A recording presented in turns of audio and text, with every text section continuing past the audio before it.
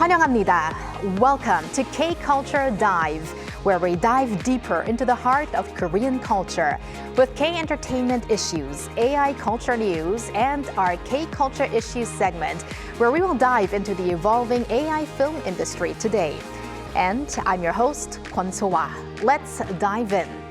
And joining me on today's dive is our co-host Bella Kim. Hello, Bella. Hi, So happy Friday. Happy Friday to you. And happy Friday to everyone joining us today on K-Culture Dive. I'm Bella, filling in for Walter today, here to co-host and fill you guys all in with the latest in K-entertainment, especially focused on K-pop today. Now, Bella, I have a question before we begin. Have you been to any recent winter festivals or have you enjoyed any winter activities lately? I went boarding with my friends recently. It was so much fun because I haven't boarded since for 4 years, but I came back with some bruises on my knees. Oh, no. I hope that those bruises were worth it, though. Yes, definitely. Well, for all of our winter lovers, we want to start off today with a very special festival. One of the world's 4 largest winter festivals has officially kicked off here in South Korea. Recognized as a premier event not just in Asia but globally, the Hwacheon Sancheoneo Festival is back for another season of icy thrills. Our Jung Hye-rim takes us to the scene. Hundreds of people stand on a frozen river. They lower their fishing rods through holes in the ice, moving the bait slowly up and down. Eyes fixed on the water below, they wait for the pull. Moments later, mountain trout, known locally as sancheoneo, is pulled from the ice. They said in the announcements that you should lower the line slowly and pull it up quickly when you feel a bite. I caught 2 fish. I feel really happy. This is a scene at the 2026 Hwacheon Sancheoneo Ice Festival, a world-recognized winter festival held in the remote mountains of Hwacheon-gun County, Gangwon-do Province. Here, visitors catch sancheoneo, a trout species that lives only in clean, cold mountain streams. Families from across the country and around the world have come to try their luck on the ice. In Malaysia, we don't have this kind of experience. So this is the first time we are coming here to Korea and come to the... first time also experiencing winter season. Although it's cold, but it's very fun. Despite the cold weather, some participants take part in bare-handed fishing, where they plunge into an icy pool. A visitor caught this sancheoneo with their bare hands just moments ago in the pool behind me. Here in Hwacheon, more than 300,000 square meters of ice have been transformed into a massive playground. Beyond fishing, visitors can enjoy other various winter events, including sledding, ice skating, and bobsleigh rides. To ensure a successful festival, officials say 150 tons of trout were released into the river this year. However, safety remains the top priority. We conduct inspections of the ice thickness, its strength, and even the water level beneath the floating ice, and determine how many people can safely enter the site based on the results. Nearly 2 million people have visited this festival over the past 3 years, and more foreign media outlets have dubbed the event one of the 7 winter wonders of the world, drawing tourists eager to experience this unique winter culture firsthand. The excitement continues here in Hwacheon until February 1st. Jung Hye-rim, Arirang News, Hwacheon.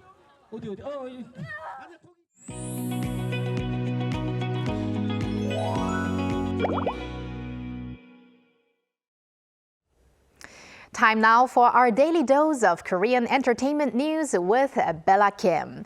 Bella, we've been talking about the full comeback by BTS this year, and a part of that is also their big world tour. Right. And I hear that fans of a certain country are especially excited.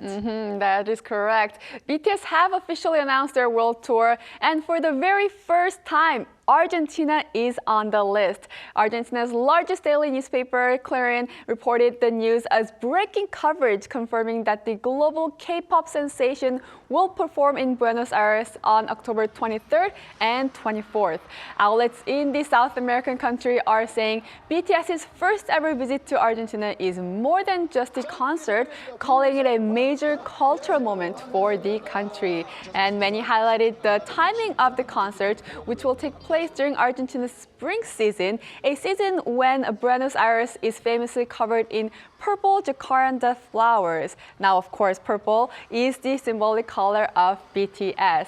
As anticipation continues to build, all eyes are now on Buenos Aires, ready to welcome BTS and a sea of purple this spring. Wow, that is going to be a sight. I know. And Bella, we've actually got another update regarding the group. That's correct. BTS has confirmed the title of their upcoming album as, get ready for this, Arirang, turning the spotlight on the group's roots and identity. According to their agency, the album reflects on their global achievement while expressing Korean emotions through music. And it will capture both the journey the group has walked so far and the direction they are heading. Arirang is Korea's most iconic folk song, carrying themes of farewell, hope, and solidarity. And by choosing this symbolic title, BTS reinterprets and emotions that connect the individual, the community, and also the world. BTS's Arirang is expected to once again imprint the identity of Korean music on the global stage, marking a meaningful moment for both the group and their fans around the world. I think it is about time that they make a stop to Arirang Station. know. If they do find a little bit of time to squeeze into their busy schedule. We're always here. Of course. And now, Bella, we will stay with K-pop and a chart that shows some K-pop power. Definitely. K-pop soundtracks and artists dominated the global music market last year. According to the year-end data released by global music analytic company Illuminate, Golden, the original soundtrack from K-pop Demon Hunters, ranked second on the worldwide streaming chart. Riding on the film's popularity and the word of mouth, the song grew more and more popular among all the listeners around the world. And following closely, Apart by Blackpink's Rose and Bruno Mars placed fourth, once again demonstrating the worldwide influence of K-pop artists. Now, Bella, you earlier mentioned that you're going to focus on K-pop today, Right. but now we've got an event to talk about that's slightly a different genre. So what's coming up? It's jazz, and it's one of Seoul's major music festivals. The Seoul Jazz Festival is set to return this May with a star-studded lineup. The event organizer announced that the 18th Seoul Jazz Festival will take place from May 22nd to 24th at Olympic Park in Seoul. The festival will bring together some of the world's most respected jazz musicians, along with popular artists from across all genres as well. The biggest highlight this year is American singer-songwriter and also pianist John Batiste, a 7-time Grammy Awards winner. Rooted in jazz but known for blending R&B and pop, Batiste gained a worldwide recognition after composing music for Pixar's animated film Soul in 2020 and also in 2022, as he won 5 Grammy Awards, including Album of the Year. This will be his first time performing in Korea, so a lot of fans are probably waiting for him to come. More artists will be announced very soon, raising anticipation for what promises to be one of the most exciting Seoul Jazz Festival here yet. Can't wait to have all those big names at this event. And Bella, thank you very much for those updates. Yes, I'll stick around. And now, time to go over to our AI anchor Arang for more on the culture front. Arang? Thanks, Sua. Here's your AI guide to the latest cultural headlines from Korea. Let's begin with our top story. President Lee Jae-myung has called for stronger government support and expanded direct funding for the culture and arts sector. During a meeting with senior presidential aides on Thursday, President Lee noted a shortage of officials handling administrative work in the sector and limited private sector participation. Criticizing that the sector has been virtually neglected, he stressed the need to boost the budget to further strengthen the foundations of K-culture, which continues to gain global recognition. Culture Minister Choi Hwi-young has sent a congratulatory message to director Maggie Kang of Netflix's animated hit K-pop Demon Hunters after it clinched 2 awards at the US Golden Globes. In his message, Che highlighted that the animation centered on K-pop and Korean culture has been globally recognized for its artistic merit and creativity, calling it a milestone that presents the growing influence of Korean pop culture. He added that Kang's achievement shows how cultural exchange can transcend boundaries and communicate with audiences around the world. K-pop Demon Hunters claimed 2 honors at the 83rd Golden Globe Awards, winning Best Animated Feature and Best Original Song. Director of the National Museum of Korea, Yoo Hong-jun, will give a special lecture this month at the Buyeon National Museum to commemorate the opening of a hall dedicated to the Baekje Guild bronze incense burner. Titled Baekje, The Roots of K-Culture, the lecture will explore the Baekje Kingdom and the famed Guild bronze incense burner, a national treasure widely regarded as one of Korea's finest cultural artifacts. Excavated in 1993 at a temple site in Buyeon, the incense burner is considered a masterpiece that encapsulates the worldview and philosophy of Baekje. The dedicated exhibition hall opened at the Buyeon National Museum late last year, allowing visitors to experience the incense burner through light, sound, and scent. The lecture is scheduled for January 31st. That's all from me. Turning now to a quick look at more K-culture stories making headlines today.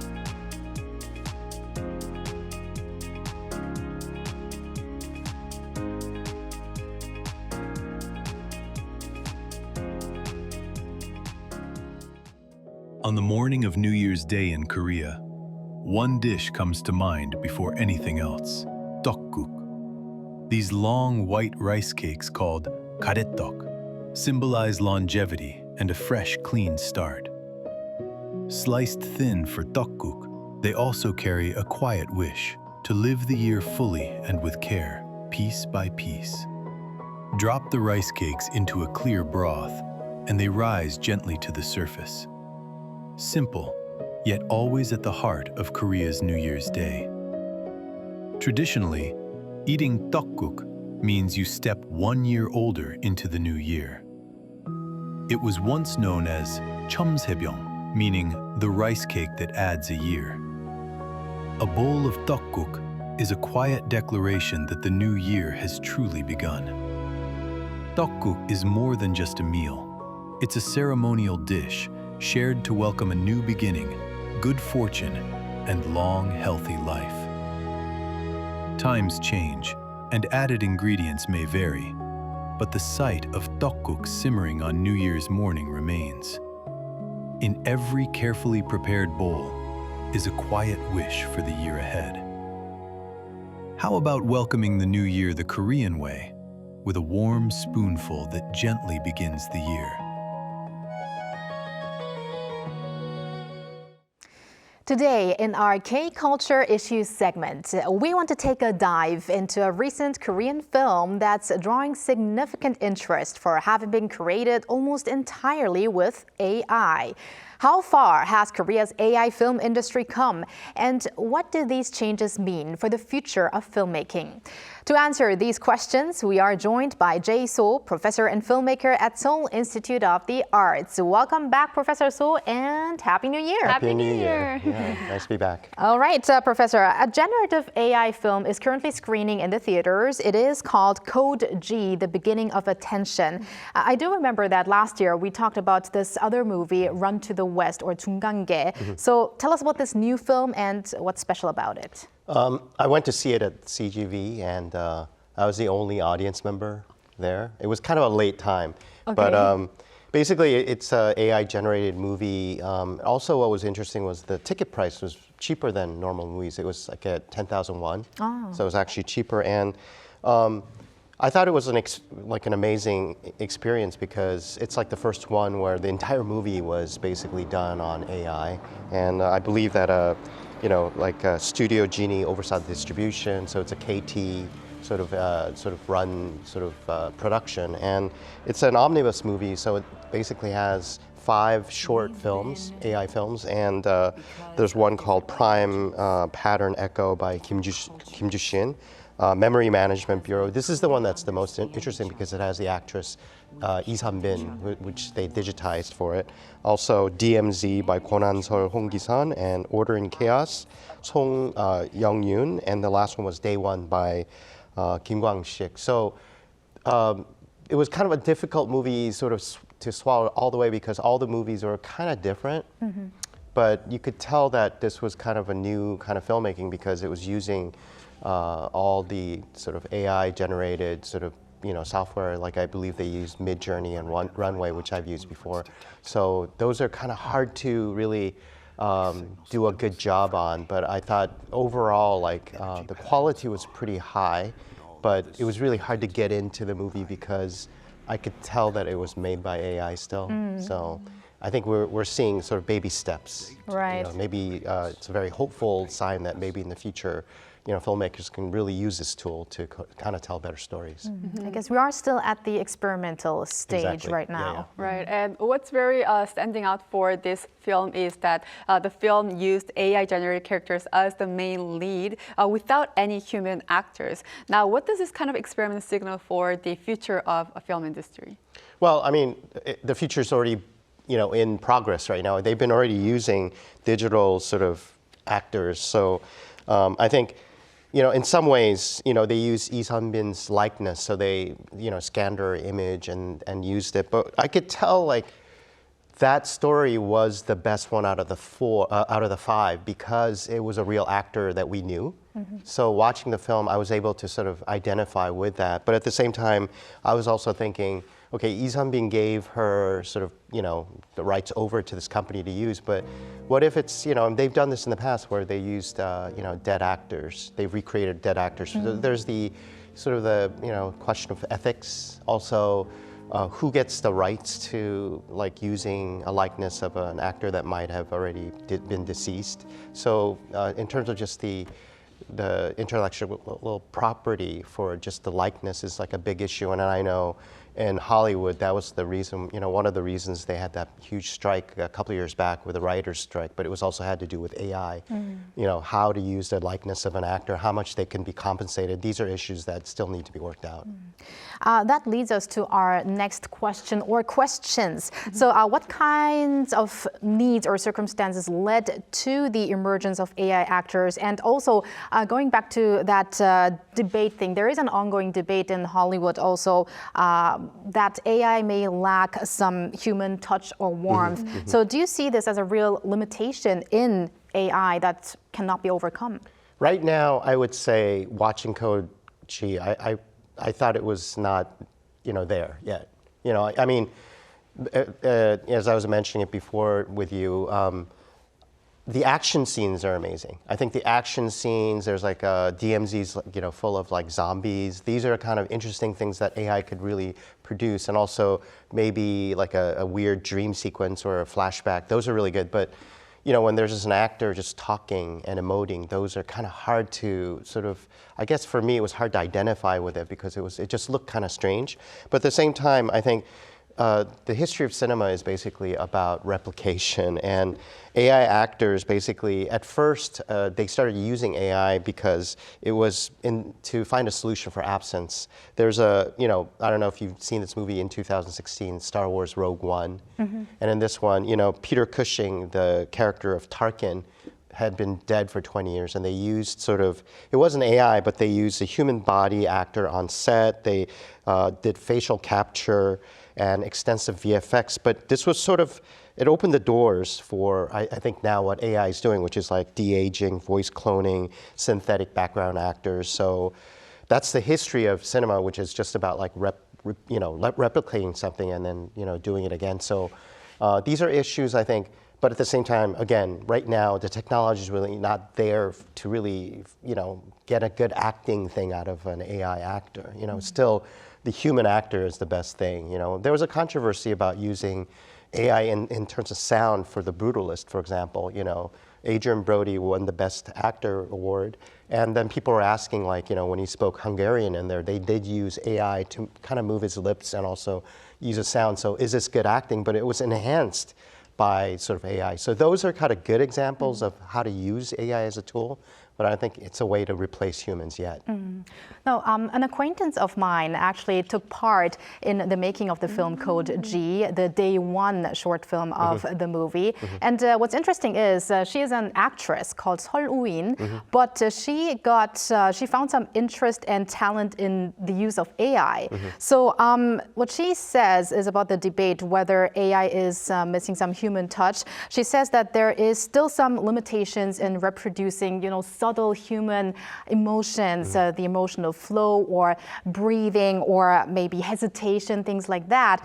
But because AI performance really depends on how you prompt and how you direct it, if you have it guided by actual actors, people with experience in acting, then they could come surprisingly close to human expression in certain scenes. So I guess the human warmth is not an absolute barrier, but for now, there is still a difference between real actors and actresses and the AI actors, right? Definitely. And also from now a production perspective, some of the advantages of these AI-generated films are lower costs and also time, reducing of time. Are these changes kind of becoming tangible enough to reshape this overall filmmaking process?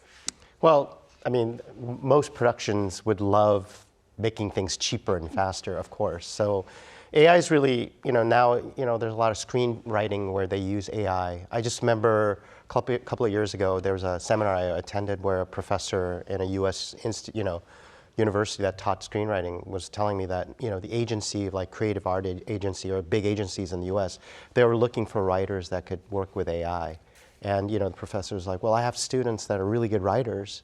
And he said, and they were like, we already have those. We want somebody that knows how to use AI. So in terms of using AI on sort of the creative end, there is that sort of limitation in terms of how much human, participation is necessary. But I think, using AI to sort of maybe using it to sort of like find a production like scheduling, so AI can find it how to cut costs and things like that is more, I think, a positive way of using artificial intelligence. But at the same time, if you want to just replace it completely, as your friend pointed out, I think we have a long ways to go. But I think, Code G did the right thing where you would have an actor sort of participate in the actual prompt generating things for just kind of guiding a digital actor, how its likeness to human could actually be enhanced. But you need a real actor to really sort of direct that as well. And I think that's a really good way to go, for sure.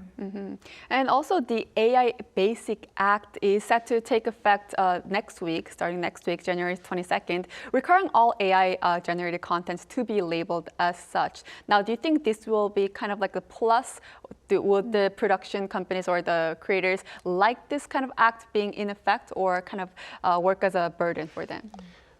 Yeah, it goes into effect this month, actually. So I know in the EU, they're looking over this thing and they're also studying how we're going to do it. It happens to be that Korea now is going to be the first one with a law about it.